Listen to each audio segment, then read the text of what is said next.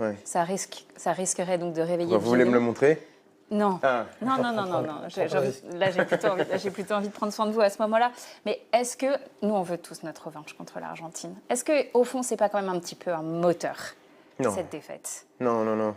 Non, parce que tu changeras jamais le cours de l'histoire. Même si on gagne, ce que j'espère, en 2026, on ne sera pas triple champion du monde, on sera double champion du monde.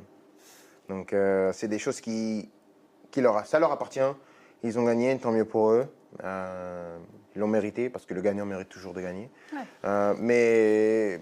Mais dans le groupe, on n'est pas dans cette idée de rejouer l'Argentine. Si on les rejoue, bien sûr qu'on aura beaucoup de détermination et cette envie de vaincre, comme toujours. Et vous n'empêcherez aucun Français de penser à la revanche. Non, comme je dis, il faut toujours laisser libre interprétation au public. Oui. Nous, on est les acteurs sur le terrain, on doit être conditionnés d'une manière ou d'une autre, mais le public n'a pas à être conditionné. C'est pour ça que je reproche jamais au public de s'enflammer. Ouais. Smaïl, il nous voit déjà sur les champs, donc j'espère qu'il va continuer Je veux à avoir courir cet après engouement. le bus, je veux le voir d'en haut avec Surtout, on le sera là. rigolier en disant il est là.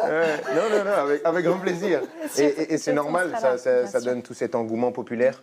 Je pense que c'est important d'avoir cet engouement. Quand on voit les autres équipes, les autres pays, il y a beaucoup d'engouement, que ce soit les pays d'Amérique latine, les pays d'Afrique, les pays d'Amérique du Nord, il y a beaucoup d'engouement. Donc nous, on ne va vraiment pas se freiner. On espère qu'il y aura un engouement à la hauteur de l'événement en France.